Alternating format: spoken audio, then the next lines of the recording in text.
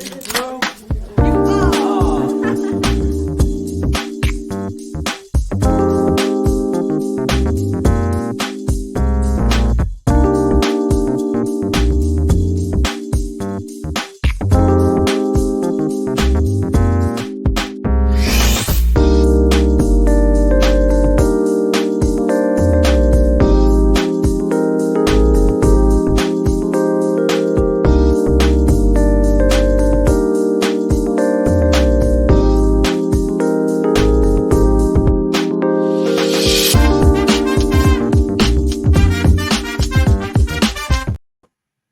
Well, hi everyone out there. Thank you for tuning in today to Sober Strength Podcast. This is the premiere of the podcast, and I have here with me my co-host Pebbles. Pebbles who's sober, and Grace who's a normie. So this is going to be the battle of the normies and the sobers. And I'm still fluffing my hair. This is like this is, by the way, you guys, it's a hair extension. I'm not ashamed to say it. And it's like a big hair extension because I had a bad hair day. So, and there, is it better? Much more fluffy, doll. Yes. Hey, you are like totally a girl's girl. I love that. You're Thank like a mom, like you have this mom energy. I do. Yes, you do. You take care of your people, don't you?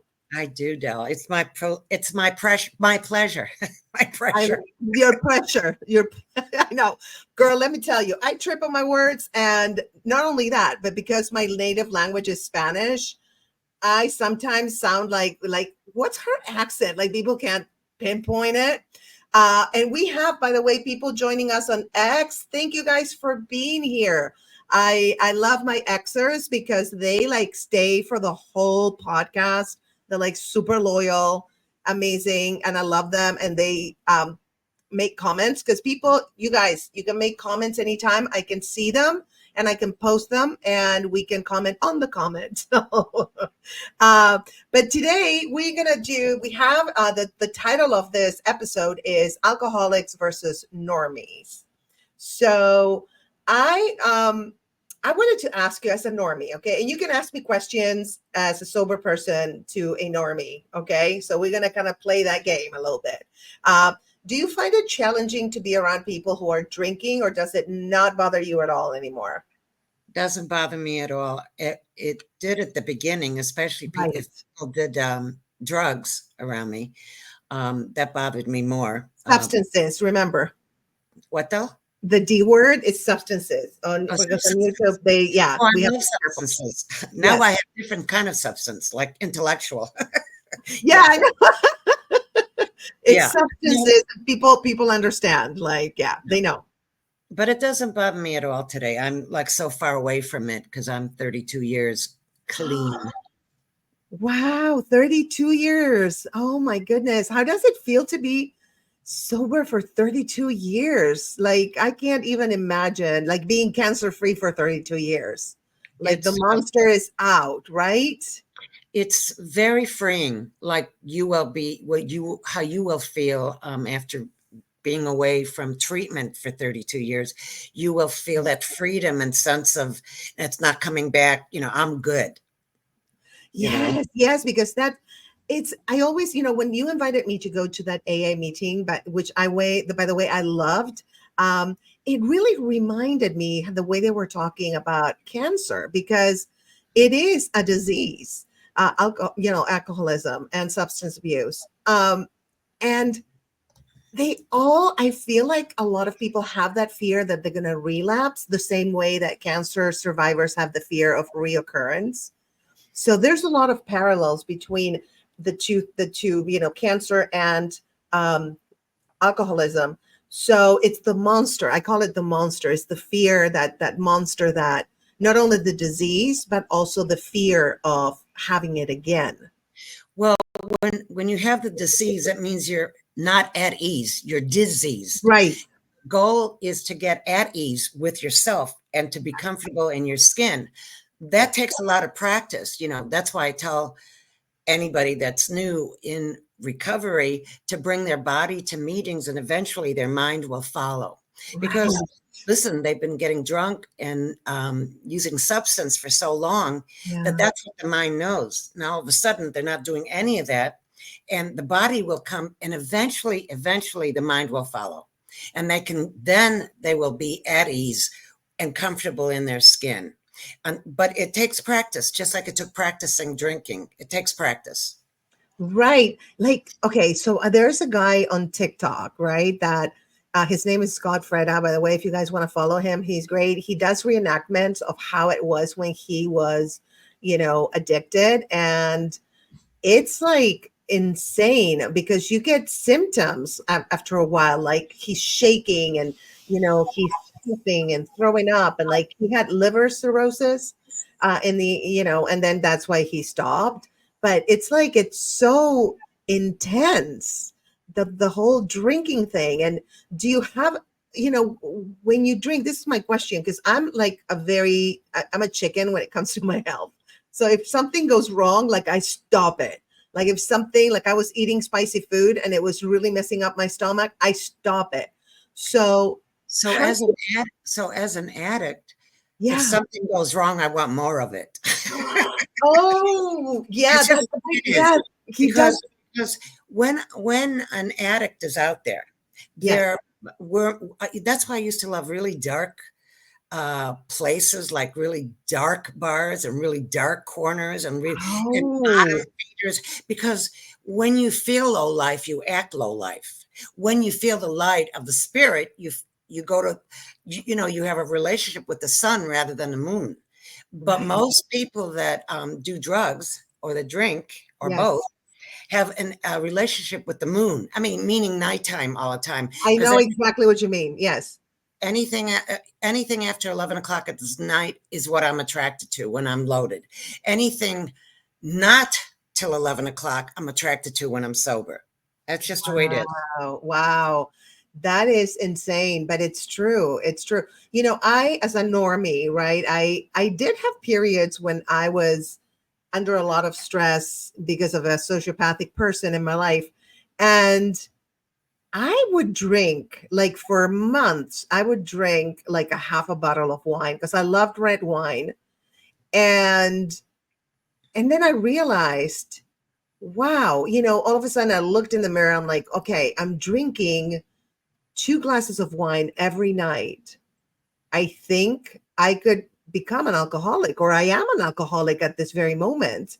But the thing is, I think the difference maybe, and correct me if I'm wrong, but when you're a normie, you can quit so much easier. Like I know I quit completely. Like it's same when I did the gummies, the marijuana candies. It's legal in California, so don't judge me, you guys. But when I did those as a medicinal thing during my chemotherapy, but then I kept taking them, right? Because they were fun. And again, I realized, the doctor sent me to kind of like a paid rehab thing. It's a study, they call it. And so I did it because they paid me. And then they made me realize, like, you don't need the gummy to fall asleep. You just think that you do. And I was like, they're right. And girl, I quit like from one day to the other, nothing. Like I would do it every day, every night, nothing. Well, the difference between a normie, which is you, Yes. and a someone that's not sober, that Yes. wasn't sober, because my thing wasn't drinking. My thing was the white powder. The white powder. Yeah. Okay, so that was my thing, and you take a hit, and the rest of the hits take you wherever they want to without your permission. That's how it's done. Wow. So your thing is, see, if my friends that were see, most people these days, to be honest with you, are addicts. There aren't a lot Really? of pure alcoholics anymore. In the 40s, 50s, 60s, 70s, 80s, there were, but today it's mostly substance. Yes, there are still alcoholics, Yeah. but not pure alcoholics, because they have all the other stuff that's out there in the street. So most people that come in are dual diagnosed. They have more than one thing that they're addicted to. Okay. Okay. Wow. So it's a big difference. The difference between a normie, that's you, and a not normie, that's me, is if I take a drink, the risk or a hit, The rest of the hits take me. You take a drink, you could put it down. I Yes. can't. Oh, You know, you so take a drink. If I take a, that's why they say one is too many, a thousand's not enough. Because if the minute I hit that pipe, one hit is too much. 1,000 is definitely not enough. That's how it goes. absolutely. And that's where Wow. this unease comes. Absolutely. Yeah.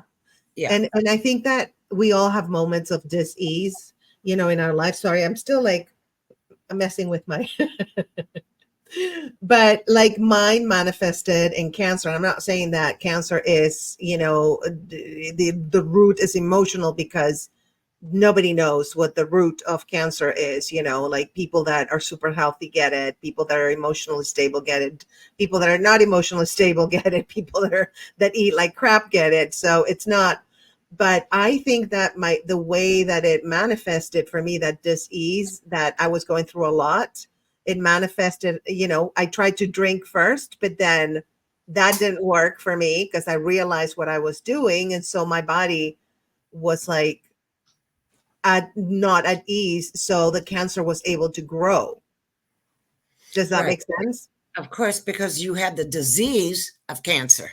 Exactly. It was eating you from the inside out. We have the same thing with Yes. it. That's why the liver goes. That's why the kidneys go. That's Yes. why your esophagus go. You'll notice a lot of alcoholics. Here's the difference between alcoholics and drug addicts. Alcoholics will have a lot of time, if they're pure alcoholics, you'll see the bulb nose like Clinton. Oh, Yes. shit, whatever. I'm just saying. Yes. Yes. Bulb Totally. nose, and they have a tummy because alcohol goes to the nose and to the tummy.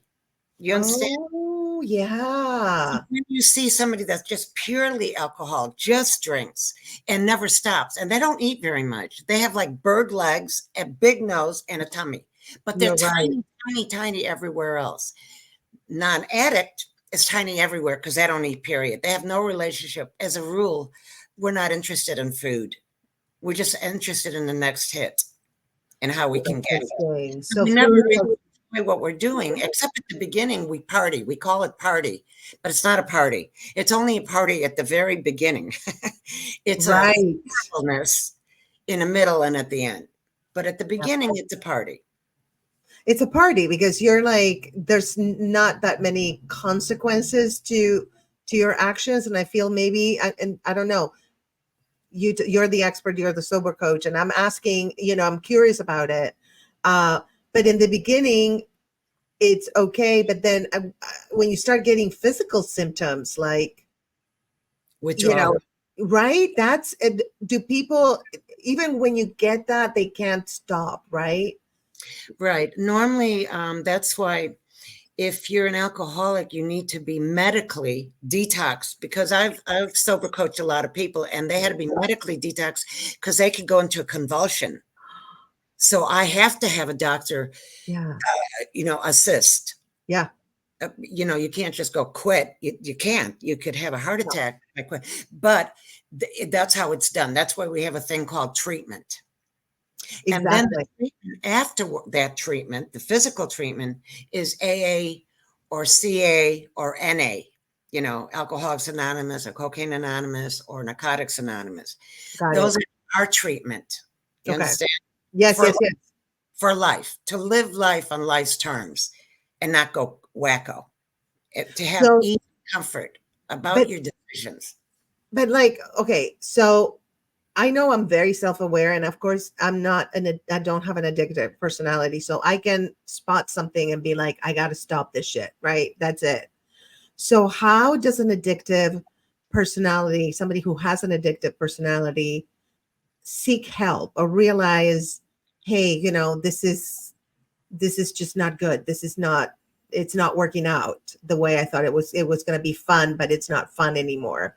So how does it work? What is that moment? I call it the moment of brightness that you So realize not good. you're right. And so the gift is anyone that's using or drinking, if they hit a Yeah, bottom, and they go, I cannot do this anymore. right. I can't take one more second of it, never mind a minute, an hour, a day. Wow.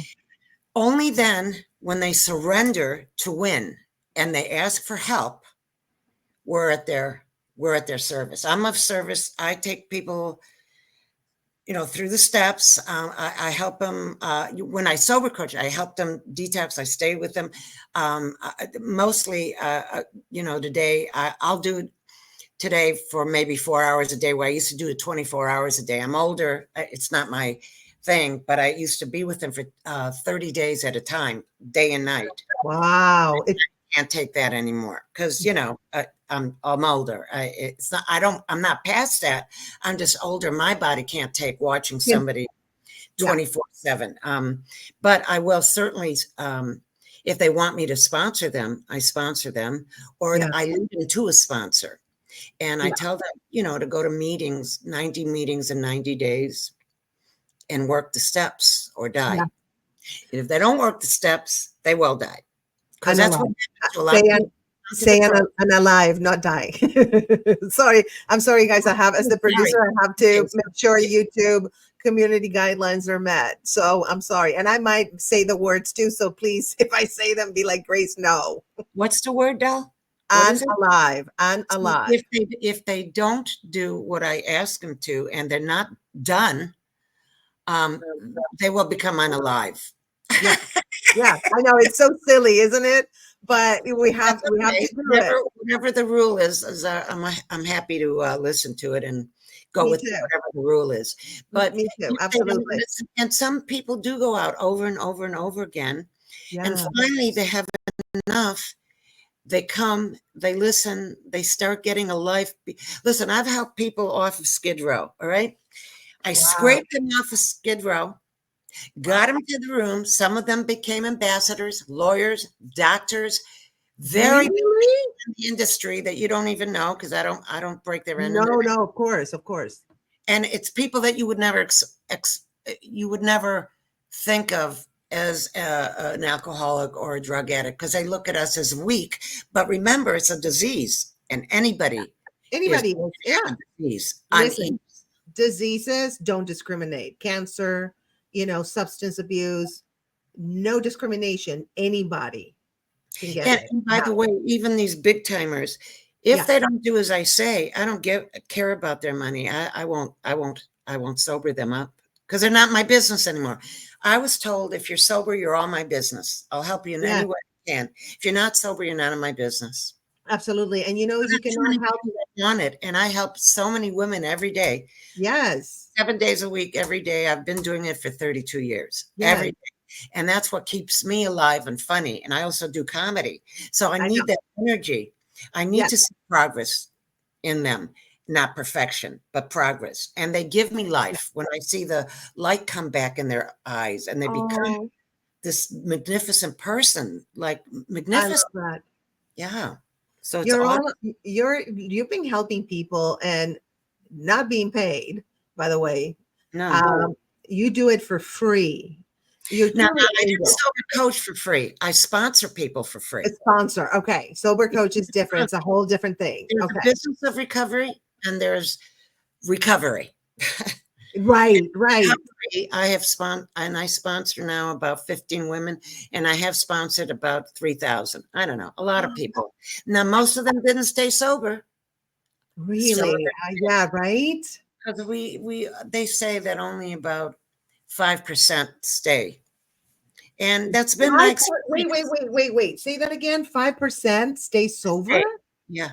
Oh, 5. That's not a big number.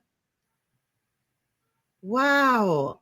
That's how, see, when you're sober, also the disease is doing push-ups. Anytime you feel down, and life happens on life's terms, it doesn't matter if you stopped or didn't stop. Life happens on life's term. If you don't call somebody right away and tell them how you're feeling, because you're only as sick as your secrets, if you don't tell somebody immediately how you're feeling, it's going to go further, deeper in your soul, deeper till it gets to the core of your soul. And then you forget the truth from the fiction. You just forget it. But if you tell on yourself right away, listen, someone hurt my feelings today. This is how I feel. You uncovered, discovered, and discarded that negativism. Yes. You're okay. hundred And that's what percent. you have to do every day, not once a week, every day. No, every day. That's crazy. Now, See, it doesn't affect me today like it used to because I work with so many newcomers. right, I don't have right. time to get depressed. Exactly. No, absolutely. Absolutely. See, with cancer, sometimes, that fear of reoccurrence that I was telling you about, it comes. And if it starts taking over my thinking, which now I'm getting better and better. But if I let it take over, I seek help. I call my cancer therapist because she knows exactly what's happening to me. Not a regular therapist. They don't understand, like it's the same with, being sober. It has to be a sober coach. I have to have a cancer therapist. That's So right, at because this they can point, understand you. I'm beyond like a regular therapist. Beyond, I So can't. you take the action. See, the difference is between somebody that goes out and somebody doesn't.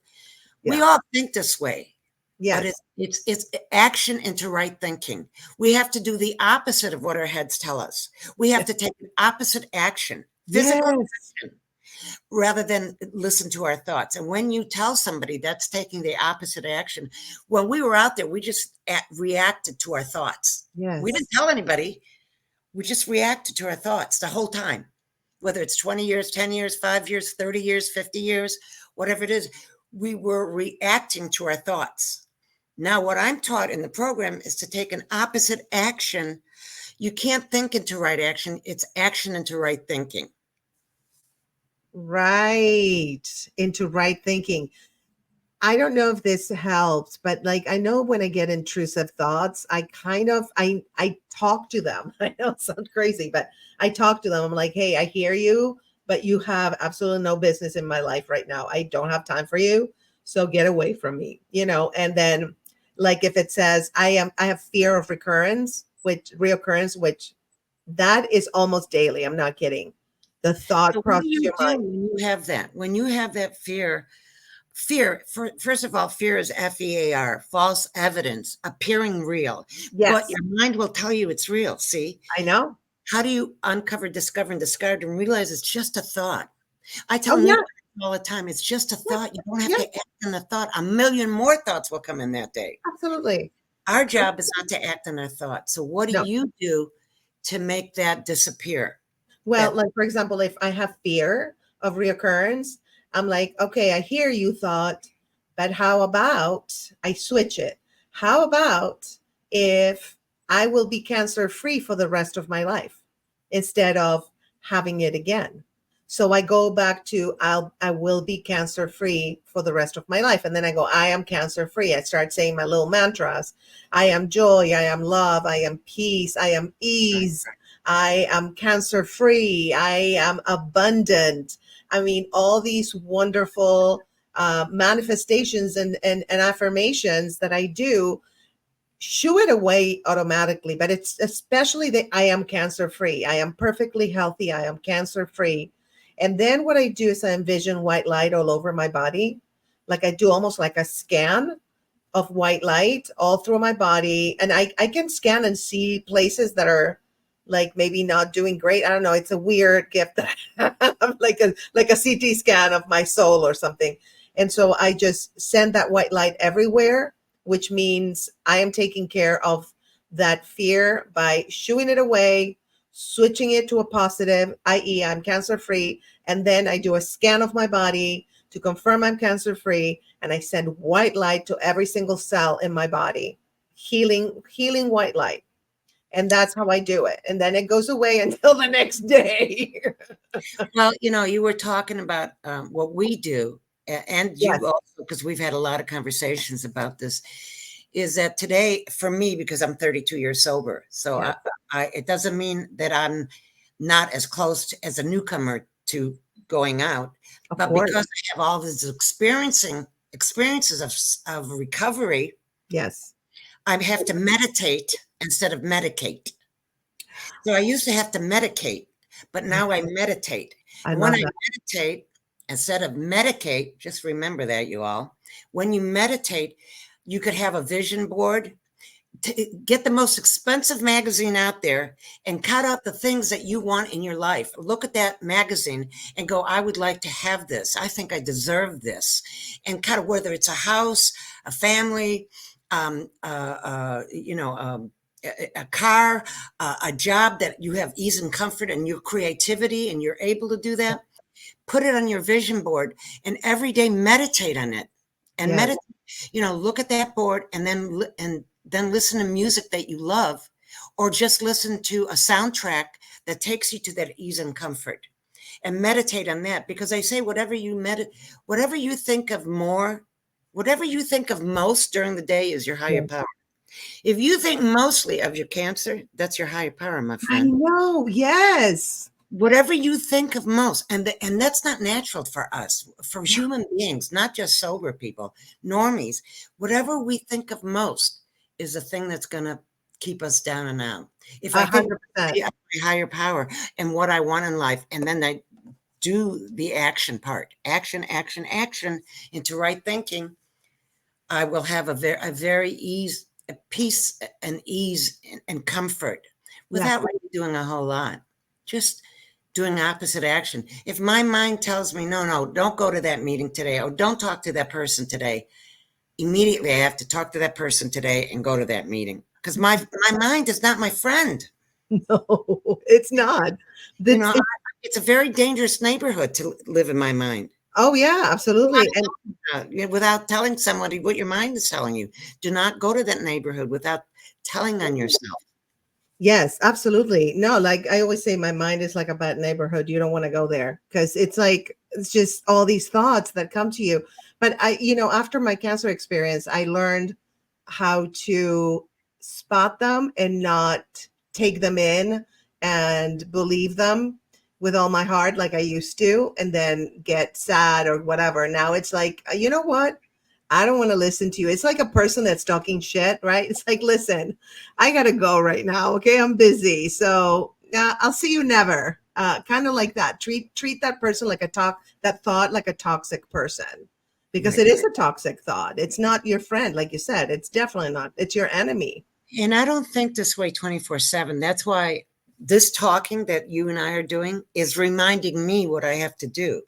See, Same. this is why I have to go to a meeting every day. I had to get high every day. Hello. Oh, Hello. wow. I Yes. don't get high once a month or once a year. Wow. So I have to go to a meeting to treat this every Yes. day. Yes. It's all up in here, and I know cancer is a disease, a physical disease, but it's also, I think that this is my personal experience again. This has nothing to do with what other people experience with this disease, but I feel like because I hit rock bottom in my life, I had like a lot of things happening. I had like a lot of grief, and I thought I was dealing with it, but I wasn't.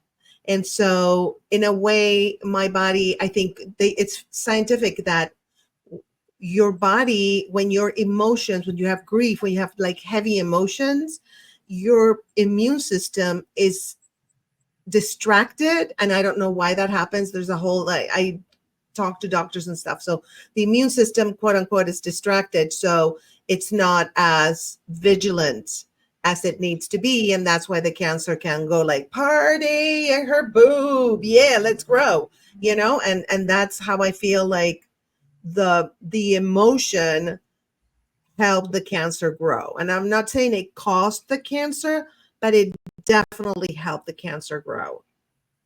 Right. Because Emotions. because you didn't feed that part of your brain, the opposite brain. And we do that. We do that all the time. All That's the why we time. talk about it all the time. Talking is uncovering, discovering, and discarding that crap. So now you have no more secrets. So your secret can't grow if you talk about it. It's very important to talk. And I tell all Yeah. newcomers, really, I tell all people, it's important to say whatever is up in your head. So you can have a free day. Have a free day, man. That's right. Have some freedom in your life. Tell about whatever it is because they don't care. Other people aren't going to carry it. I mean, I tell newcomers, this is what I heard when I was new. An old timer told me, newcomers, when you come in new with your original head that you got because of Yeah. drinking and using, Yeah. it's like you're like an opera singer and a soap opera. Me, I, me, I, me, me. Yeah. All about me. When you're being of service to somebody, which is what the program teaches you to be, which is a thing that gives you freedom from the bondage of self. The Yeah. bondage of self is just that self-talk, that self-hatred. That's all I'm saying. That self-hatred that tells you you can't do this, you're too tall, you're too fat, you're too this, too that, not enough, you're not enough, you're not enough. All that goes away the second you're of service to another human being, A which is hundred percent. why I do what I do every single day of my life. There's not a Yeah. day that I don't do it. And when I'm in, even though I had a bad, I told you what happened to me right before we started this podcast. I got really scared, and I went, okay, this is what happened. Uh, Mhm. I have to deal with it. Yes. It's not the end of the earth. It's just a bad moment. It's going to be covered. It's going Yeah. to be okay. Just right now, it's the way it is. A And 100%. Yes, it gives you so much perspective when you heal from a disease, like, when you're sober, or when you're cancer free. Same thing. Like, I start stressing about little things, and I'm like, girl, you could unalive tomorrow, okay? Or right now, like in 10 seconds. Why are you worried about this little thing that in the big picture really doesn't matter at all? there's a saying in alcoholic that reminded me of what you just said. Yes. For alcoholics, we could take care of the 911. It's a Yes. little ants around our feet that make us go crazy and use. It's not the rhino that's charging at me because we know what to do. It's Uh-huh. all the little things coming together that make us cuckoo. So if you're telling yourself right away, those are the little ants. If you're telling Yeah. yourself right away, poof, it's gone. Yeah. It's gone. It's not. You're not telling on somebody else. You're releasing your freedom. You're getting your freedom for the day. I cannot tell you how many people I know that are filthy rich, and I cannot tell you how many people I know that are just filthy. I mean, okay? And Yeah. because none of them are happy. Now, I don't have any money. It's not to say that I don't want money. I want money. But Yeah. I'm not at the effect of money. I'm not at the effect of having money, not having money. Would I like to have? Yes. But I'm not at the effect of it where it turns into cancer, where it turns into dark thoughts, where it turns into running my life and giving me liver cancer or whatever. I'm just saying, I had Yes. a lot of things wrong with me, and it was all from my thoughts. A I didn't hundred. know that if I thought positive, boom, gone. It's But amazing. you have to live in a day that you're in. You A have to hundred live percent. in a day. Because I don't know if we're going to have an earthquake tomorrow, Grace, and it's the end of our We don't conversation. know. Yeah, exactly. I don't know. So why don't you enjoy this moment? Yes. Look at our world and what's happening. It's so scary. I mean, really, very Yeah, scary. it is. But in the moment right now, do I have enough food? Yes. Do I have my kids with me? Yes. Do I have a roof over my head? Yes. Do I have enough food for today? Yes. Do I have, am I able to breathe and walk like a very healthy young lady? Yeah. I mean, I would never know I'm my age if I didn't know I'm my age today.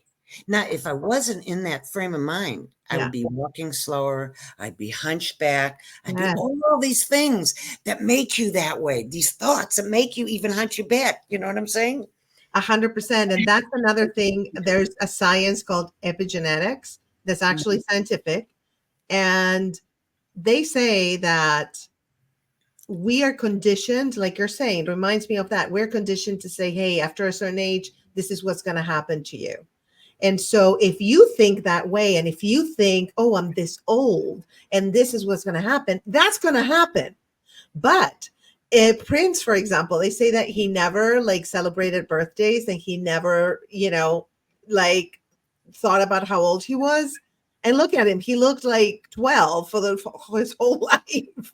And I think that that's very important in the thinking. I think your thoughts and your emotions can actually guide your life in a way that a lot of us are not even aware of the power of our thoughts and emotions.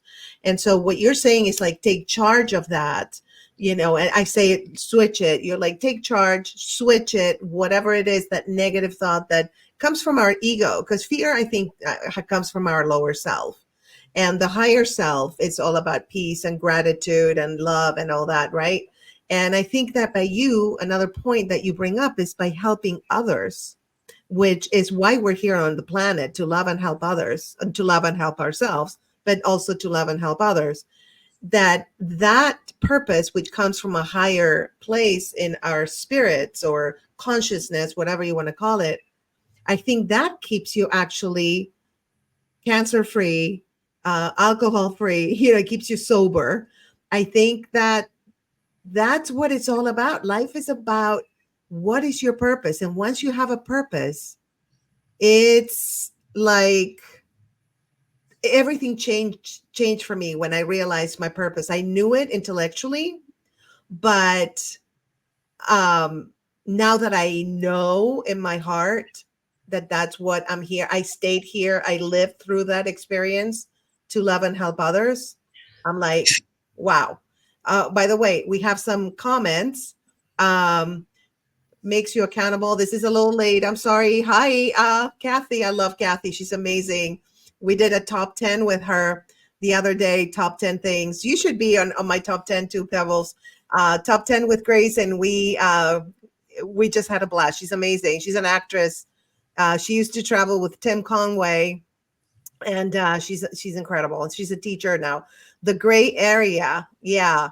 And bravo, ladies. Thank you. Thank you, Kathy. And David, I love David too. Always a pleasure to catch you, my saving grace. Nice to meet you, Pebbles. I hope you both have an amazing weekend. Thank you, David. Thank you so much, Angel. And I hope you do too. Okay. You're awesome. Keep shining your light because it shines very bright. He's an angel, another angel on the planet. That's very nice. The other thing you were talking about, ego, and what we learned as far as sober people, that ego is EGO, edging God out. Now, yes. when you edge God out and you think you're it, you created all this shit. And listen, I'm not religious. Religion's for people that are afraid to go to hell, and spirituality is for people that have been there. So let me be real. Yes. Oh, say that again. Say that again. Say that again. Religion is for people that are afraid to go to hell, and spirituality is for people that have been there. And that's, that's how I hit my butt. I hit a spiritual bottom, not a religious bottom. I didn't have one. Hello. On the bottom. So when you edge God out and you think, if I think that I did all this, no, what I do, if I'm of service to God's kids and I help all of us that need help, that I can't help everybody. There's a certain graphic of people that I can help. Those are usually addicts and alcoholics. Yes. Help many other people, but my specialty is for that. Then I know I'm doing the right thing and my head is quiet. This is how you get your head to be quiet. When you're of service, your head can't help it but shut up. So you don't have any problem. You know you're doing just what's in front of you. Yes. All you have to do every day when you wake up is literally just what's in front of you, not what's behind you, not what's on the side of you, like how we used to talk from the side of our mouth, but what's in front of you. That's all you got to do, man. It's living in the now, because all we have is now. Look, now. It's a series of nows, right? The past is your memory. The future is your imagination. So we have to focus on today. And I think, like you're saying, the little tasks, the little things, this is what I got to address right now. Like I do that. Sometimes I worry. I'm like, oh my God, how am I going to make it this month if I don't have work? And then I'm like, girl, listen, today you have a lot of work. You have those Venmos coming in. You're doing great. You have food, like you said. Like I always I have a roof over my head. I have food, good food. Because after my cancer journey, it's only about good food. I have work, I am abundant. And then I start being grateful, because I think gratitude it changes the energy of all those intrusive thoughts. Whenever I have like the cancer thing, that's another trick that I do. Like, okay, first I switch it. I'm like, I am actually cancer free. So shut the F up, thought. Okay. And then I'm like, and I am grateful for everything. I look around my apartment and I'm grateful for that lamp. I'm grateful for my makeup kit right here next to me right now. I'm grateful for these hair extensions. I love these hair. $12 on TikTok, girl. What? Okay. It's, they're amazing. They have a clip here. Beautiful, and it looks like just like it doesn't look like $12. It looks like $400. I know, I know. It looks amazing, but it's synthetic for sure. I touch it, I'm like, yeah, it's plastic. But it's just living in the now. And again, like people who have been through cancer and people who are have been through what you went through, it's the same. That's why I had that feeling when I went to that meeting. I was like, oh my God, this is like this meeting is the AA meeting is for anybody that's going through shit in their life. Because I cried. I'm telling you, I cried when they were like giving their testimony of like how they healed and how they, some of them like how they're just, like 2 weeks ago, I remember this girl, like her parents were afraid they would find her unalived on the street or something. And then now she was there and, all these people, I felt the love and the support. And it's so important, community, I think, for all of us, whether we've been through cancer, alcoholism, substance abuse, doesn't matter. I think community is so important and it ties to loving and helping others. So I truly believe that if one day everybody loves and helps others, one day the vibe on the earth would change 180 degrees. Humanity has the word unity in it. Right. I love that. Yeah. I mean, the thing with alcoholics and addicts is a lot of them are loners. And it's very dangerous for addicts or alcoholics to be alone. That's why they have to be of service and do the things that we suggest for them to do. Yes. And all of it is partake of a lot of people. You saw how many people come to my meeting. I mean, they're all there because I get the greatest speakers on the planet. I mean, I'm sorry you missed a woman yesterday, but anyway, I know it was phenomenal. And the reason, see, when the second they were, no matter even if some of them were suicidal. I used to say I was suicidal, but I was really be careful with that word too. And wanted to unalive myself. Sorry, guys, I have to because of YouTube guidelines, and I respect YouTube guidelines completely. So I used to say that, but I'm so bad at commitments that I couldn't do that word. You couldn't unalive yourself. Yeah. Because you're bad at commit. That's hilarious. I love it. So that ties it to like comedy. How did comedy help you with your sobriety? Well, first I left my ex-plaintiff. That's my ex-husband. Yes.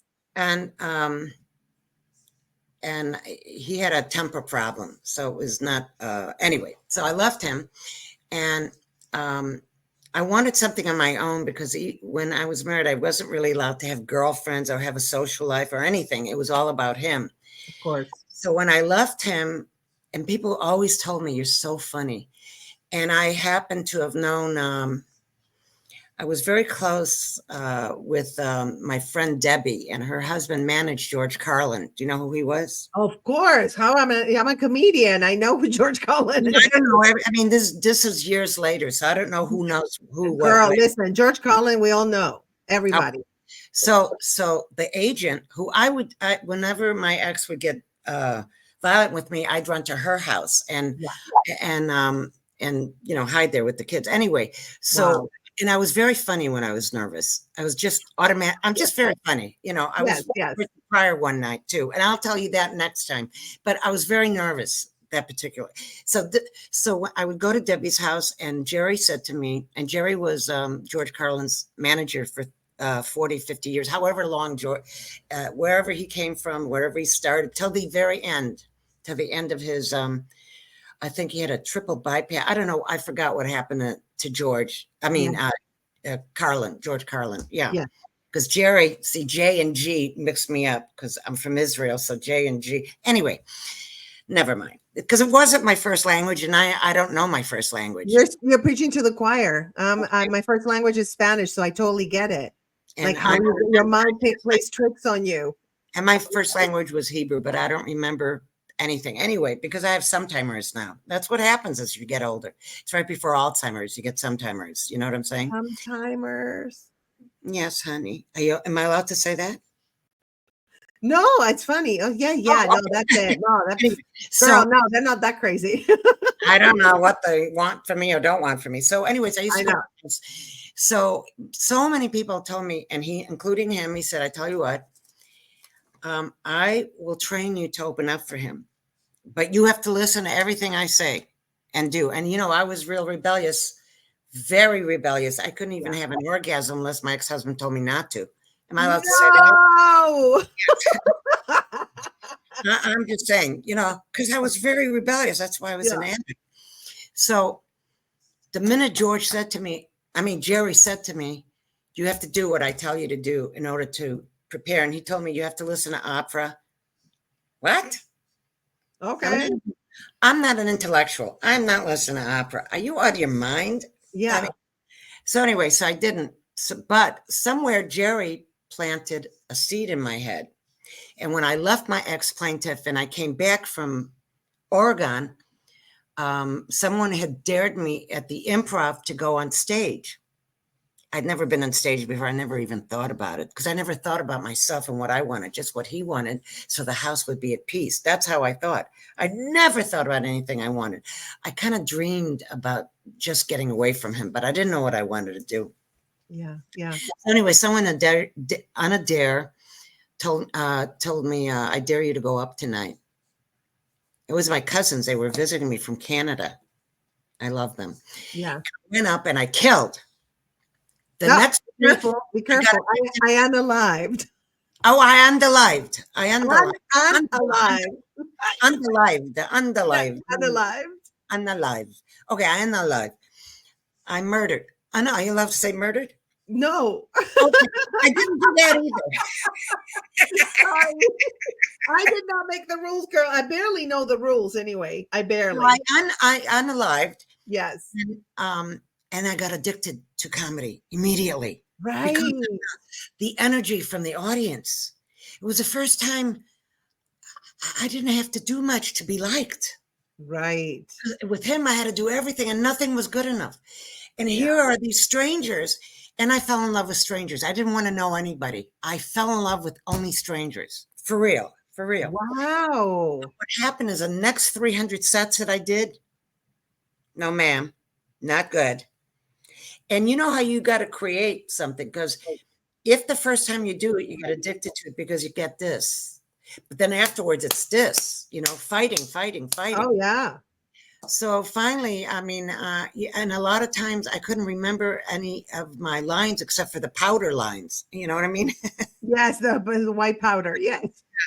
I could remember.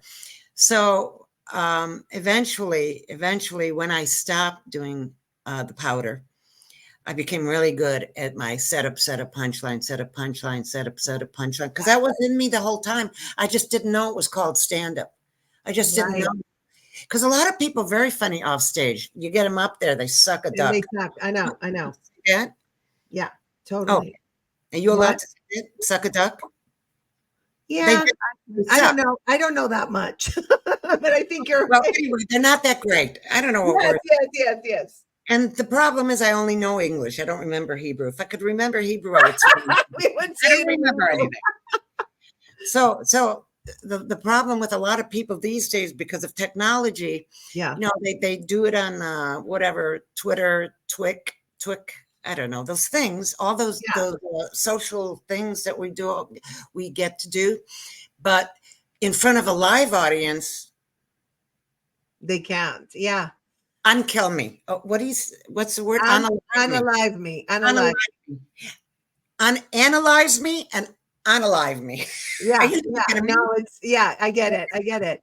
No, it's I think it's very, very hurtful for us, for you and I, and anybody that I've worked with. And I work with the best. I used to work for Sam Kinison. I used to work with Richard Paul Mooney, who wrote for Richard Pryor. Worked with him for 7 years. I mean, so I know what it's like to work and and finally polish it up like a diamond, because I was just very raw. I was a glob of stuff until I turned into this real stand-up. You know what I Right. mean? And Right. it's real art. It's a beautiful art, but it's a Yeah. hard art. It's Very. very hard on your soul till you own it. And it takes a long time till you own it. Yes. Why the older the comedian, usually the better. If they've been doing it. They've Oh, been doing it. Yeah, no, it's not an age thing. It's a matter of how long they've been doing it. how long Absolutely, did you become better because you find your persona and it changes. Like my persona, for example, changed throughout the years as I changed as a person. What right. mattered to me, what I talked about, the way I talked about things. Uh, and in comedy, like for me, it's been so therapeutic. When I Right. was going through my treatment, I didn't start stand up because it was therapeutic. I started it because I wanted to, but it serves you very, very well when you're going through hard times. Because I wrote like a whole comedy special. I wrote on cancer that I'm workshopping.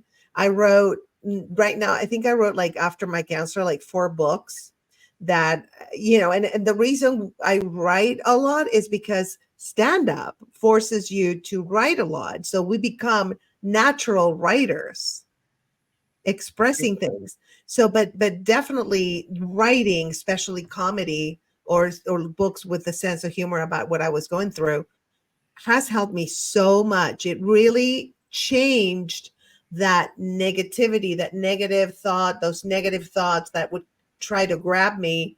The comedy kind of dissolves them. I think See, it. right. With comedy, I noticed we could tell the truth as long as a spectacular, setup, and it has to be a spectacular punchline. Because you could say anything in comedy as long as you could talk about anything as long as you have a very powerful punchline. Because that's where comedy relief comes. I mean, I could talk about whatever violence, whatever, Yeah. but I have to have a very powerful punchline in order for you to digest it and enjoy it. Yes. Because Absolutely. Yes. you know, It makes it palatable, right? it makes it So palatable. I love that word. Yeah, yeah, thank you, it's Greg. true. I knew it, but I love how you put it because it does make it easy to digest. You can say the most horrible thing, but if the punchline is strong and people laugh, it releases the tension of what you just said. Right, right. And I love that. Yeah, it's great. No, and it released for me, it released a lot of tension, and it also released when I was sad or when I was angry, I let it flow and then a joke would come out, or something like I would think of something funny that would come out naturally. And that helped me get out of that angry or sad state of mind. Just me writing a joke in the middle of this turmoil. It really helped it put it more in perspective. I think it puts things in perspective. And it's So no longer a hang up. See, the minute you say the truth, it goes into the universe and it can become yes, part of your act because it's no longer a relationship with you. You uncovered, discovered, and you told the truth about whatever it is. So it's on the universe. You're not at the effect of it anymore. When you're not at the effect of it anymore, you're getting better and better and better. So comedy helped me in all ways, in everything. It still does. If I have to do comedy, or I don't feel balanced if I don't do comedy. yeah. And I do comedy at the oddest places, believe me. Well, it doesn't matter, like we do it. I still do it at bars for free just to try out. I'm trying my cancer material. That's a hard one to try out. Yeah. Yeah, it is hard to try out. But you're Especially, unique in that because not how many people are doing that? None but you. So right. it's a very unique thing and it'll help other women and men that have Yes. been through cancer. That's the whole point of being of service. Yes, absolutely. Absolutely. And not just with the comedy, but like after I made it public on social media in 2022 in the summer when I finished, I was like 2 or 3 months out of treatment and my hair was starting to grow. And I was like, I came out on social media that I had it. Mhm. Um, a lot of people just, told me like I'm going through it right now, or was just diagnosed, and I would talk to them on the phone and tell them, things that I learned and how to deal with the treatment that I wish somebody would have done for me, but I didn't have that. I did my own research. I'm kind of like a nerd, so I researched like crazy, but I gave them all the information that I had so that they would have an easier time. And that you just one person made my experience almost worth it, because I'm like, I'm able to connect with this person and help them be more at ease about what's coming, because it's a very hard journey to go through the treatment and the anxiety and the fears and all that. And I had a friend the other day. She called me. She's like, I didn't know who else to call, but they found a lump and they are going to do a biopsy. So she was crying on the phone. So I was like thinking, okay, what would I have liked for somebody to tell me when I was in that state? See, So instead of saying stupid shit, I said what I would have wanted to hear from a friend about that. And I had a couple of people that had gone through cancer who told me, and spoke to me in a way that eased my mind, actually, because they've been through it. So now I'm doing the same for other people. and she'll believe you before she believes somebody that hasn't been through cancer. See how Yeah. you've been of service? You planted a seed in her. Now she's going to be of service to the next woman. Believe me, this is how it goes. This is how. Yes. That's why, we don't think we touch anybody, Grace. Yeah. We touch a whole universe of people. I just forget about that because I'm always with the person that's talking to me. Like Yes. tonight, I'm going to be talking to 3 women after you to help them. Okay. Wow. Now, each of them is going to be talking to whoever they're talking. This is how it goes. It's a domino effect. I could either do it in positive or I could do it negative. I choose to be in positive because I like to have that ease and comfort. The ease, not disease. Right.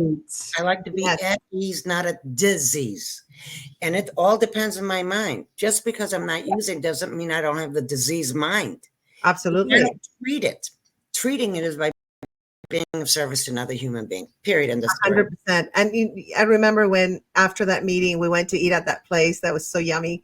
And you said that you told me just very matter of fact, like, honey, you've been through this cancer thing so you can help other women. Like, and that hit me so hard because I'm like, I knew it, but you just like, you said it with such authority, and, I respect you so much, and I love you. And so when you said it to me, I was like, oh, okay.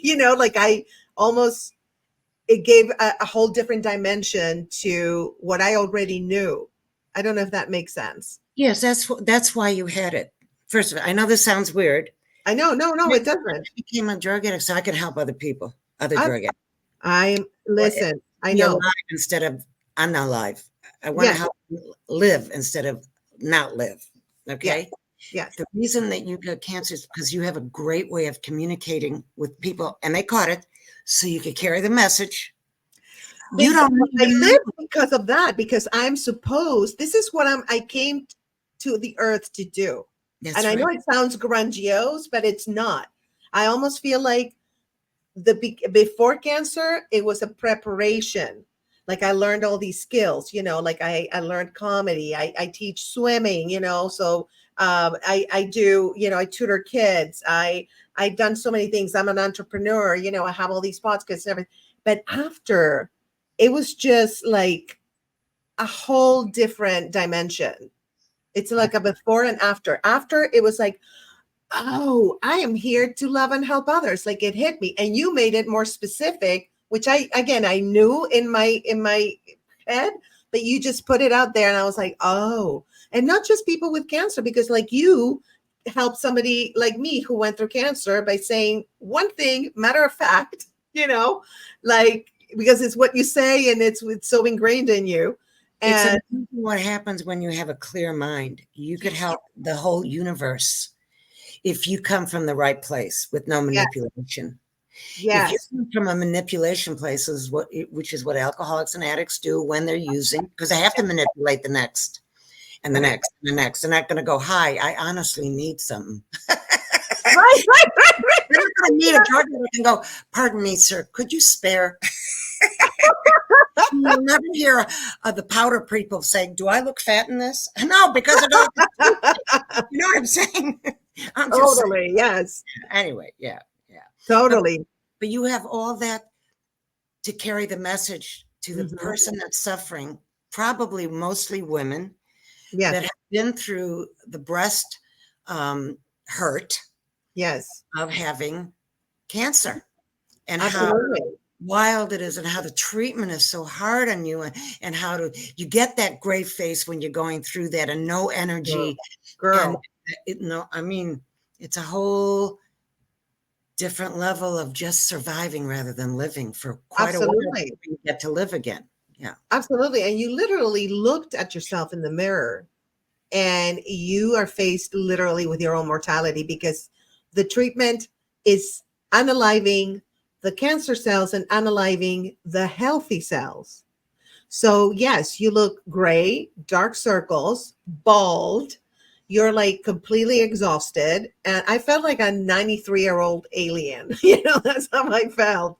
Like just bald and gray and just exhausted. But yeah, it's just, What kept you going during that moment of feeling lethargic, and just how you just mentioned? What kept you going at that moment? Like, what yeah. kept you pushing? Well, I used to be a competitive swimmer. So I have this mentality that you train and you just compete, do your best, and that's it, right? So I saw it as I am training to, it's like a training that's very hard on my body so I can come out to the other side, healed and be able to live. And I promised myself also, that's another thing that kept me going, that I would live with more purpose. And I still didn't, feel, because it's a process, right? I still didn't feel what it was going to be or what I was going to do. And it really didn't matter. But it just, those two things, it's like I was running a marathon and there was a light at the end of the tunnel. And I'm like, okay, I know I'm tired. Yeah, but I'm going to keep going, like a marathon runner. And, they want to quit 20,000 times during their, I'm sure, because it's like what, 42 miles? It's crazy. Under 26 miles. Okay. It's like 40 something kilometers. I grew up in Argentina, so I think kilometers. But anyway, just go and just do it. Just train, put up with the treatment, put up with the side effects, because the reward is huge. It's like getting that medal, like that gold medal at the Olympics. And that kept you going, right? Like Yeah. you didn't give up because of that. Yeah. I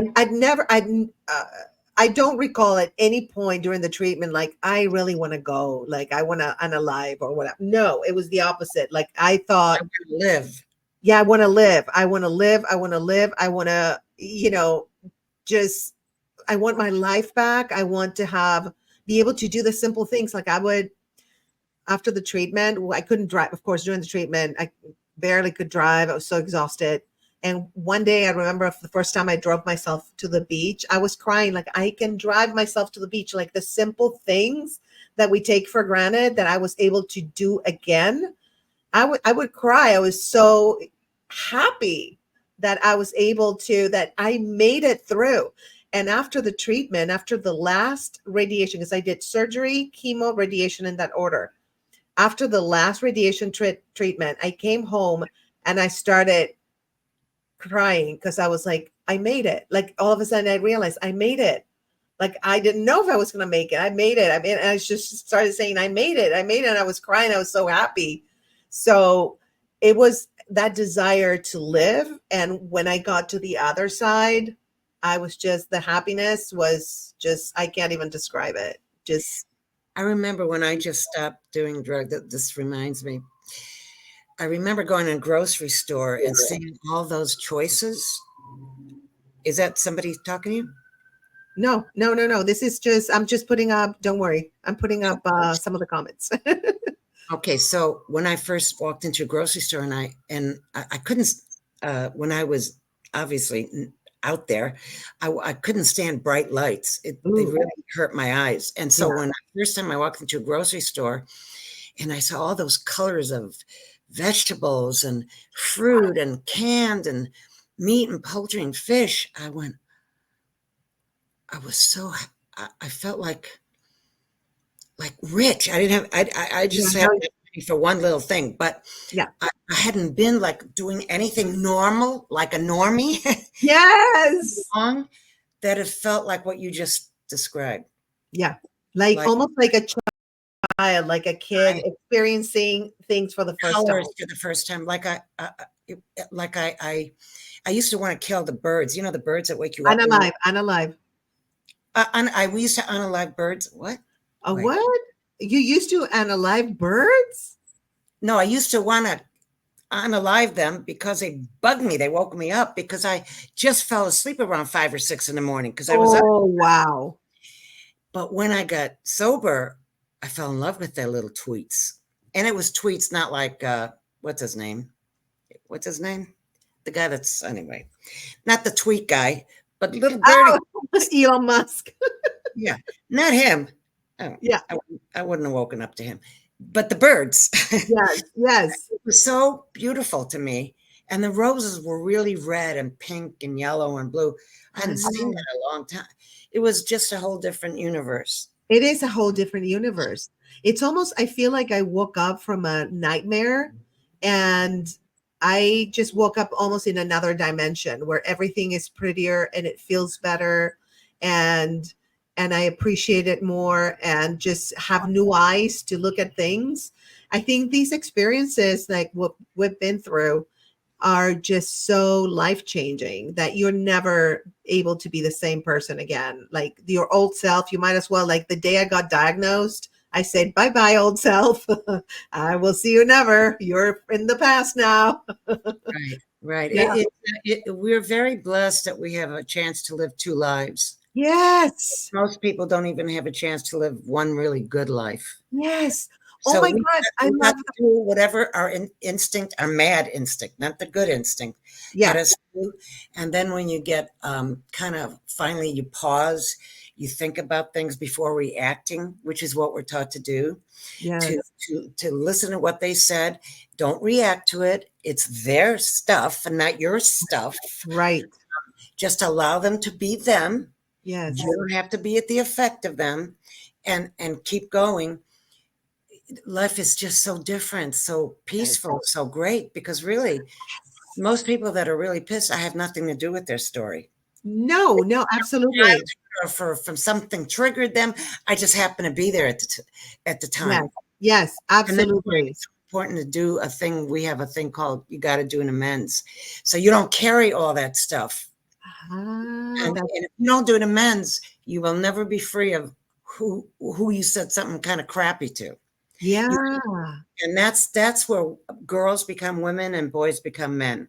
Mm, It's very important to apologize to people. yeah, Now you think they hurt you, but you have no idea through the anger what you did to them. absolutely. I blacked out. I just blocked it out, blacked it out.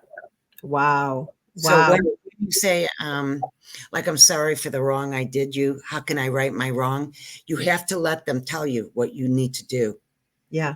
Just do it and forget your opinion. Just do what they say. Put the committee away. Give the committee to your higher power, your Yeah, higher self. absolutely.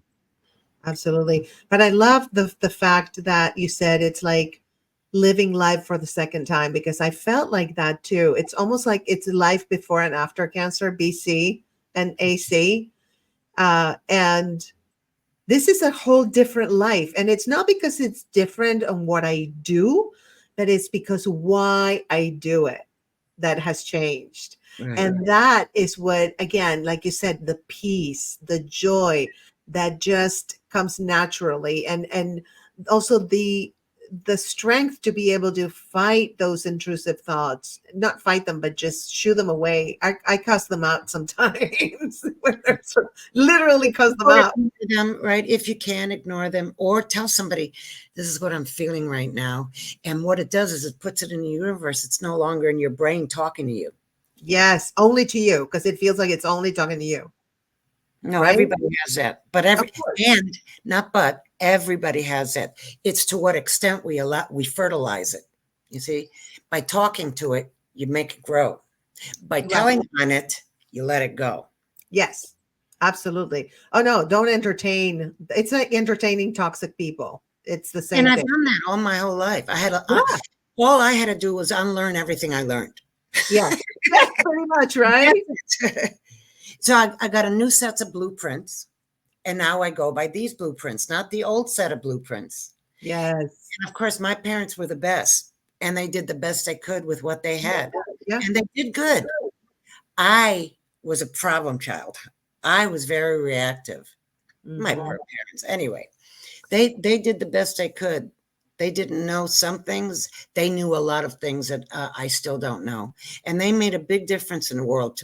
They were very of service to people. That was their whole life being, which is probably why I am this way in sobriety, because my father built the very first kibbutz with 9 other couples in Israel. I was a What? born girl born in Israel. Yeah, That's that's so dope. I love that. it was dope, but not the kind you smoke. Hello.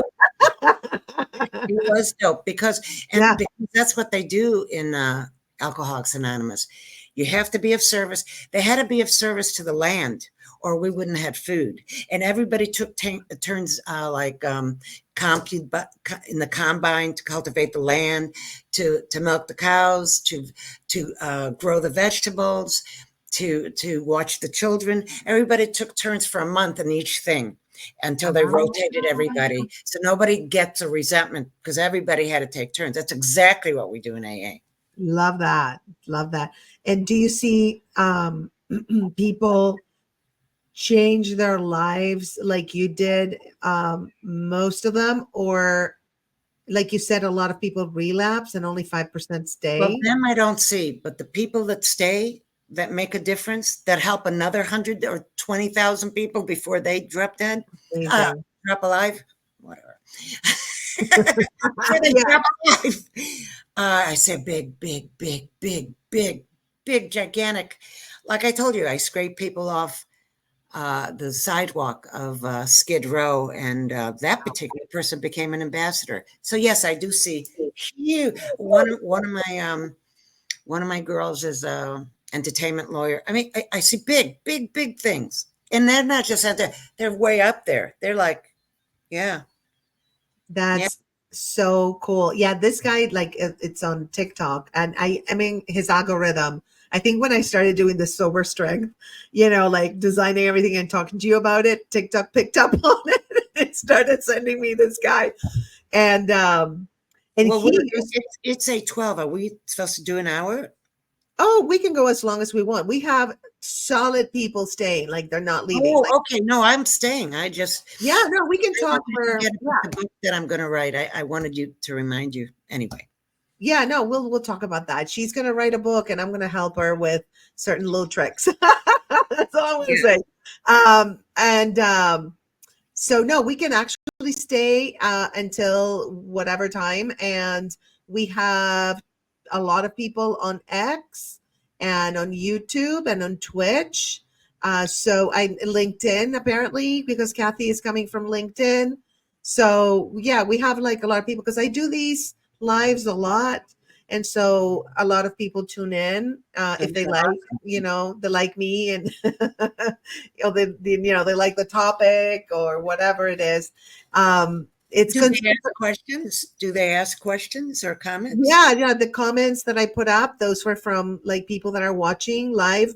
And by the way, you guys, if you want to post any comments or ask us any questions or tell us your story, whatever it is, please tell us in the comments, okay? And if you enjoy this podcast, please tell a friend, bring a friend, let us know that you brought a friend, and we'll send you a free gift. What that gift is, you'll see. It's good, but you need to bring a friend.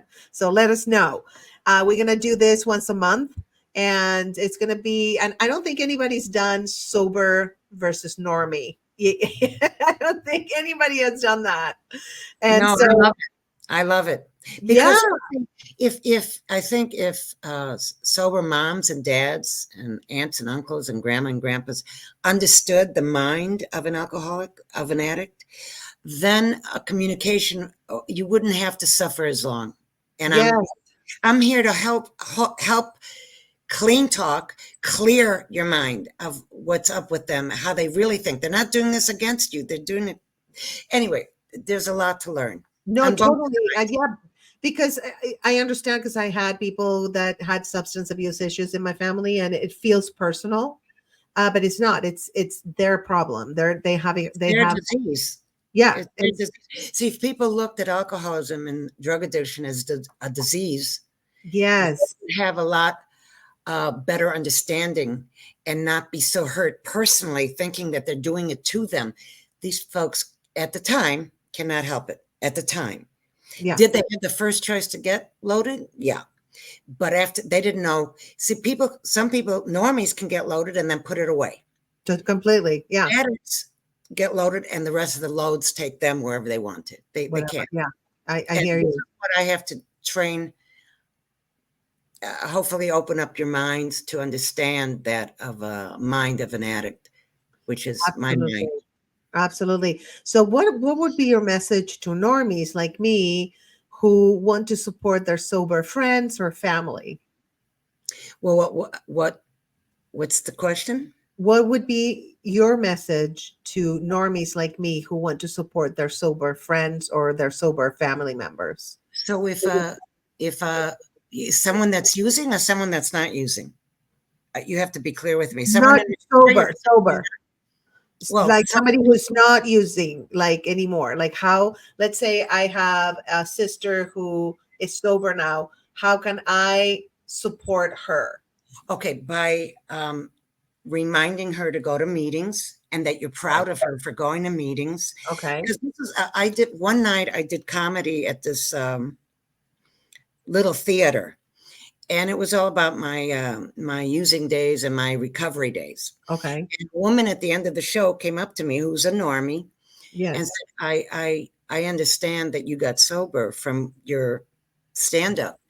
Can you help me with my sister? Now, this has happened 100,000 times, by the way, but this particular night, because she's my sponsee now, and she stayed sober, so I could talk about her. So her sister came up to me, who's a normie like you, Yeah. and I said, well, give her my number, and I will talk to her, and I will know if she's ready to get sober. Because if a person's not ready to get sober, that's why I asked you if they're using or not, I can't help them. If they're ready to get sober, I could talk to them in their language. And they will hear me. They will not hear you. They can't help it. They will hear me because I know from what I'm saying it's the truth because I come from there. Yeah. I just haven't been doing it for 32 years. I've been clean for 32 years. Exactly. So Exactly. I'm not going to make up anything. They're going to know if I'm telling them the truth or not. But right away, they're going to trust me. They're not going to trust normies. Of course. Say not because I hate, because normies are not supposed to understand necessarily us. Totally. I don't get it. Like, you remember my friend? I had a friend that she told me we were having dinner and she told me how much she was drinking. I was like, girl, I think you're an alcoholic. And she was like, no, I just did it. I'm like, girl, listen, why don't you come with me to an AA meeting and da da da? And I took her, but still, I think she's still not She's not. ready. No, she's not done. And by the way, what can you do to people like that? Nothing. Exactly. That's what I was going to ask. Nothing. You have to allow them the grace of hitting a bottom. That's why it's called a gift. Yeah. That's why it's called present. You're present with them because unless you hit a bottom, she's not going to hear you. And she hasn't. No. She's No. still playing with it. Her life is still working. She's still paying her rent or whatever. Yeah. It ain't happened yet. Well, but when it does, she'll hear you. She'll no, hear you. yeah. She'll hear me, but no, she doesn't. I feel like she is excusing herself. Like she knows that she needs help, but at the same time, she thinks she can handle it. Is that a common thing with? Yeah. Yeah. Because most alcoholics are in denial. Yeah. Don't even know I'm lying to myself. That's what it stands for.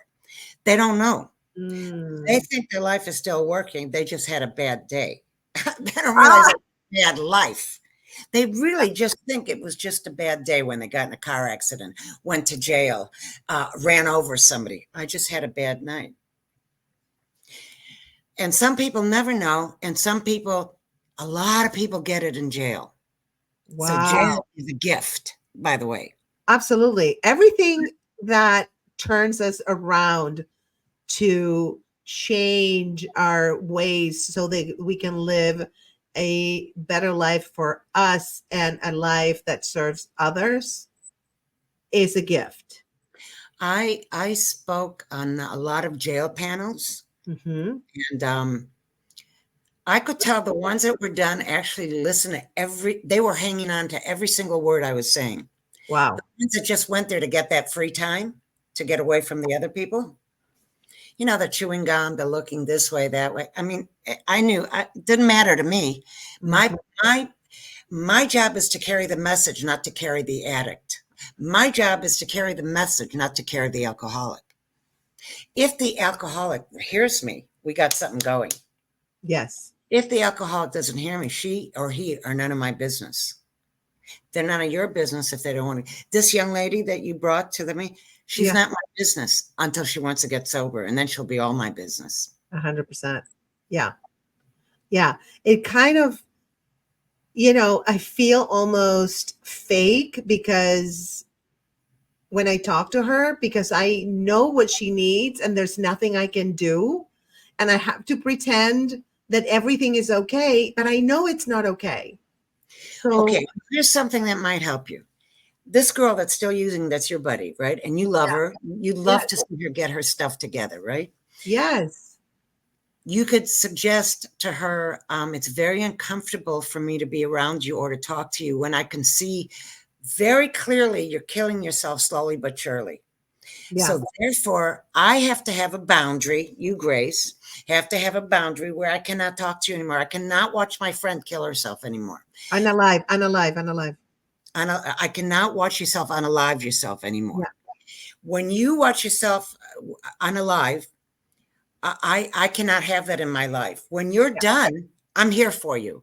But until that day, I cannot watch you hurt yourself anymore. Now, that's your boundary. yeah, Now, Grace, I'm telling you, the more she gets rid of more people, the more she'll be able to hit a bottom. You understand? She cannot hit a bottom as long as you're still supporting her in her insanity. And by yes, you being with her supports her in her insanity. Do you understand? yes. That's how I feel. From a good place. You are. So now you have to have a boundary, especially for your Okay. cancer. You're very fragile, Grace. You have to take care of your soul now. It is Yeah, not up to that girl. It is up to you. You have to say, for your sake, not for her sake, I cannot be around you because you're hurting my soul by watching yourself destroy yourself. That, yes. that's it. That's all. And you don't answer her calls and you don't email her and you don't text her. You stop it. That's called stopping the insanity on your behalf. Yeah, that makes complete sense because I honestly feel almost like an enabler, even though I'm not giving her anything to, do what she's doing to herself. But You know, I feel, I heard a guy say, and you're going to love this. An old timer told me when I was new that guilt is a man-made thing. It's not a God thing. It's a no, man-made it's not. thing. Yes. And guilt, you just give it to God. It's all Yeah. loony boony. Yeah. Your job today, I mean, really, Grace, is to take care of Grace Fraga, not to Yeah. take care of blank blank. Yeah. It's to take care of you. And by you taking care of you, that means from now on you have boundaries with certain people that are not allowed to touch your soul. They're not allowed. Thank you. Thank you for saying that because I do have issues with that too. Yeah. It's I'm hard. getting better. I'm getting much, much, much, much, much better. But I had that all my life, so it's a little hard. And another thing is, do you have a call or something? No, no, something just happened to somebody. Anyway, no, go ahead. Okay. Uh, what was I forgot what I was going to say. Oh yeah. Okay. So another thing that I noticed, and she's the one that right now I know is going through that. She texted me the other day saying, don't get the boosters because she knows I get vaccinated, right? Especially after going through cancer. You got to get the vaccines because your immune system is not as good as it was before. It's still good, but and so she was like, don't get the booster because it produces cancer. I'm like, okay, how ignorant it is to say that a little drop of mRNA immunotherapy that I had tons of immunotherapy for a year, infusions, okay? A little drop when I had like bags of immunotherapy, the same thing is going to cause cancer. It is so ignorant. And she was like very like adamant about like, don't get it. And I was like, listen, cancer is not caused by a vaccine. Cancer, there's a lot of factors that contribute to the growth of cancer. You can't get cancer from a vaccine. That is not true. And she was like, well, I'm done. I can't tell you anymore because blah, blah. I said, and she was like, and now I'm taking this, and that. Instead of taking pills, I'm taking this, and that. I'm not going to say what the issue is, and I was like, I support you fully in your healing journey. Like almost saying like, you get out of my business. Okay. I will get vaccinated if I need to. Stop pushing it on me. And then I set a boundary. I think that's what I did. But I support you in your healing journey. So shut up, basically. Really, as of today, Grace, as a gift for you today, Yeah. no longer your business. Yeah, Nothing he does or says, because when you talk to insanity, you can't. You're insane for talking to insanity. I know. Well, So it goes back to my childhood. I know why it I is. know you want to fix her. It's not your job to fix her. It's her higher know. power. It's God's job. It's not your job. I know. Honestly, because you need to take care of Grace. I want you around for a long time. I want to be doing this for a long time. I want to have a great relationship with another great woman for a long time. Oh. And if you get ill from the insanity of her, I won't have you, Grace. So yes, no. you're right. You're right. You're right. Preach, girl. Preach, because I tend to do that and I absorb like other people's traumas and issues because I have like a lot of empathy for people, and that's it's a good thing to do that. But you're right, getting caught up in insanity or in feelings that are not mine, that don't belong to me, then it's not smart, and it's actually dis-ease. It alters my ease. It messes up my ease. It's dangerous for you, Dal, because you are so raw. I think it's dangerous for everybody, but For especially everybody. that just went through such horrific thing with cancer. Yeah. And to come back and do all these things that you're able to, you don't want to just.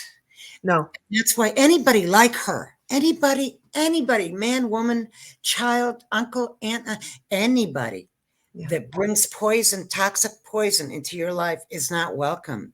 And it's only up to you. It's not up to them. They don't know better. No. You know better.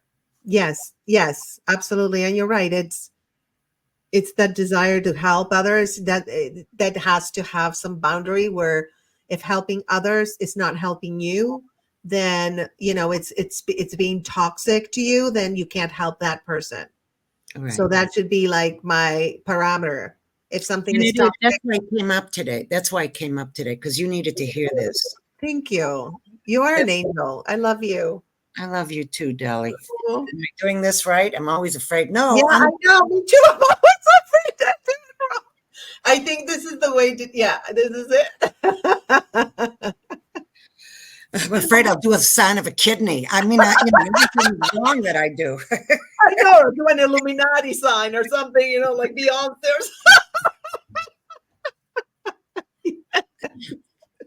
Crazy. Well, girl, we've been going for an hour and a half and people are still watching. I'm telling you, I love you guys. Thank you for watching us. But guess what? I know you got to talk to like 3 other women and help them, because that's what she does. You guys, Pebbles is all about helping others. She's an angel on this planet. She's an earth angel. And I am so happy and honored and blessed that you are here and with me. And anybody that wants to get clean, you could give them my number. Great. Absolutely. Yes. Or if a mother and father has a child, or if a child has a mother and father that are there, whatever, I will direct them in the right way if I can. Absolutely. Absolutely. And I wanted to put up the picture of your next show. If you can tell us a little bit about it first before I put up the picture. About it first. November 11th, I'm doing a fundraising at Laguna Niguel Hotel. I believe it's from 4 to 8, and I have Jay. What's his name? Jay. I can't see it on my thing. Jay Moore. He was on Saturday Night Live. He's the main headliner. I'm going to open up for him. I asked him to do me a big favor. We're doing a fundraising to open up sober homes for veterans, strictly for veterans all over the United States. We have 2 homes now in Laguna Niguel and 1 in Ohio, and we would like to open 2 or 3 places throughout the United States. So I'm doing a fundraiser for that with a couple speakers, major speakers and veteran speakers. And as I said, JJ is top of the notch. I mean, he's amazing. Amazing. And I hope you, if you're interested in that, how can they get in touch with me? Well, they can follow you on Instagram. What is your Instagram handle? Do you know? Pebbles Comedy. Pebbles Comedy. Okay, I'm gonna put it up here. So you guys, if you want, or they can contact me also if they're following me. Please, Pebbles Comedy yeah. on IG. So if you guys are following me, which the people that show up here, they are. So you can contact me. You can DM me on X or IG or Facebook, or go to Pebbles Comedy, follow her on IG, and then message her. I'm going to take us out of frame so that they can see the poster. Okay, so give me a.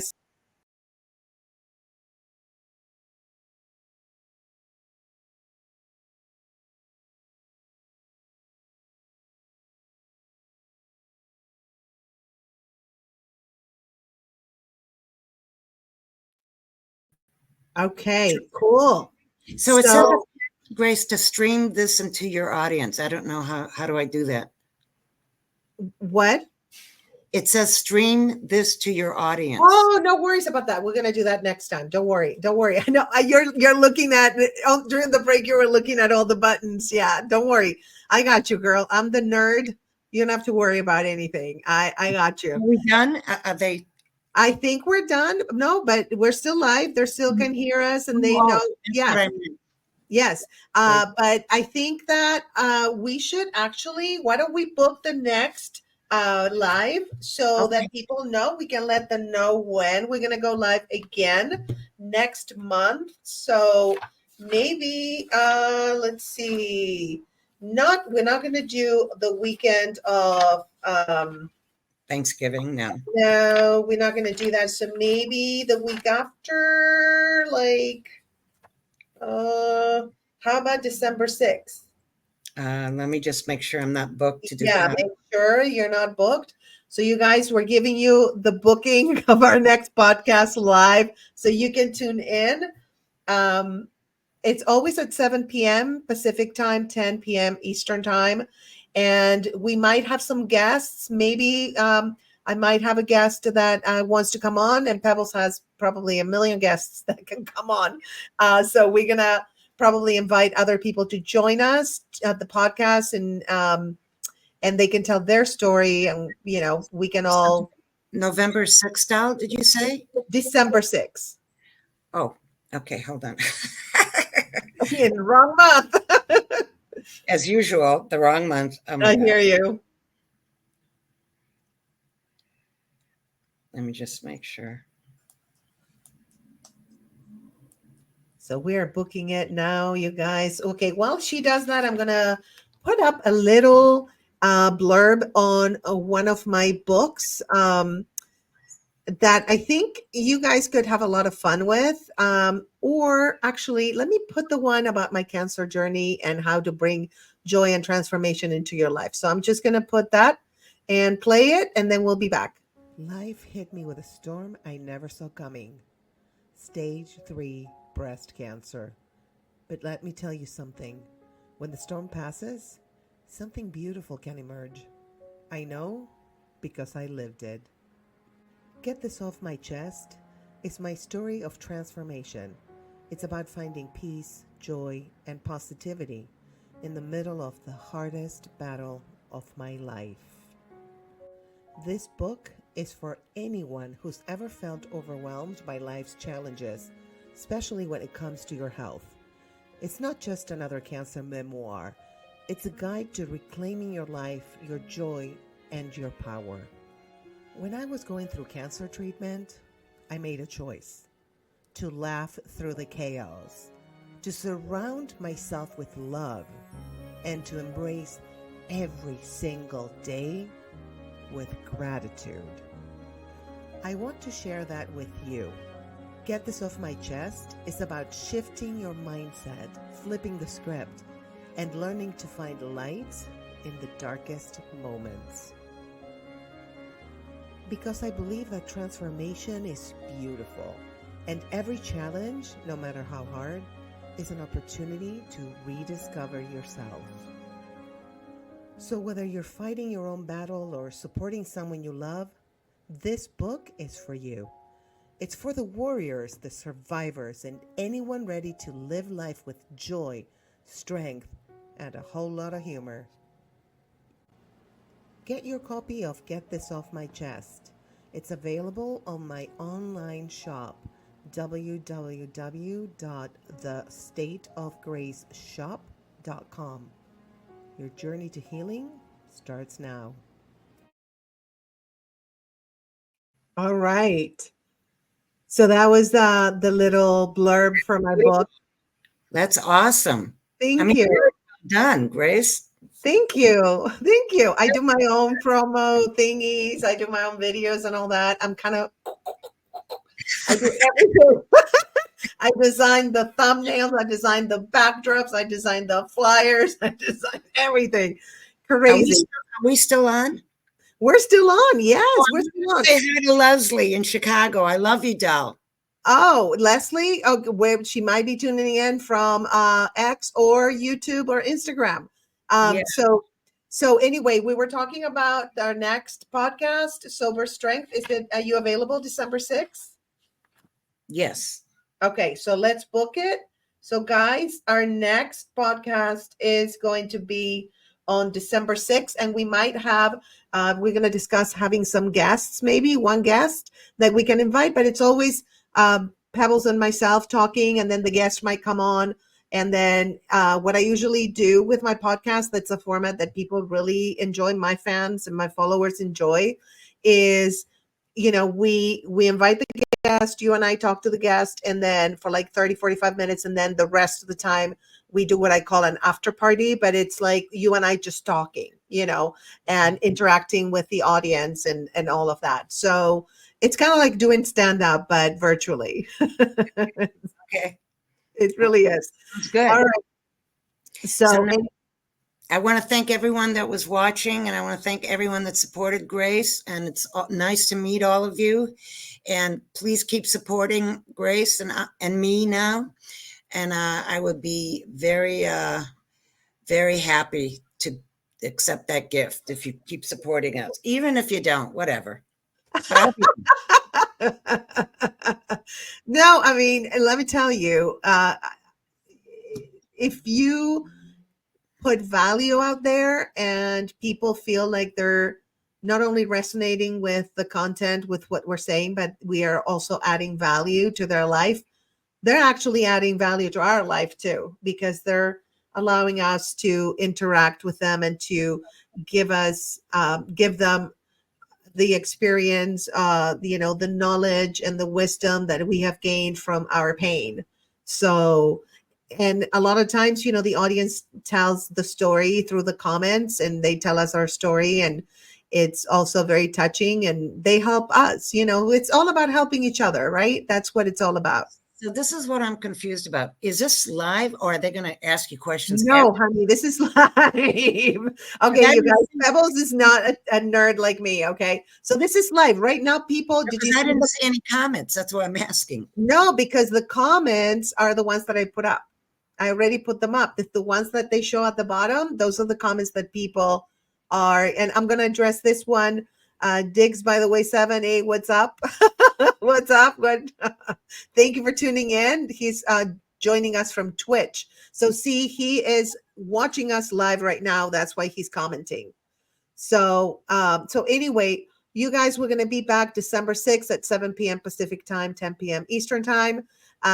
Follow us on Instagram, subscribe to my YouTube if you haven't done so. If you let me know that you have, I will send you a free gift. Help me grow this channel and help others by subscribing. Okay. It's youtube.com, The State of Grace Fraga. All right, you guys, we're gonna go. We love you, and thank you again for tuning in and being live and keeping us company on a Friday night. Mwah. Are you ready to unlock your body's incredible power to heal itself? Discover the transformative journey in Healing from Within. In this powerful guide, I share my personal healing stories and the science behind the mind-body connection. With simple techniques like focusing on emotions, Healing from Within will guide you to tap into your own healing potential. This is your time to transform inside and out. Whether you're healing physically, emotionally, or mentally, Healing from Within will give you the tools you need to sustain a healing practice and embrace your journey. Healing from Within, available now at www.thestateofgraceshop.com. Visit www.thestateofgraceshop and start your healing journey today.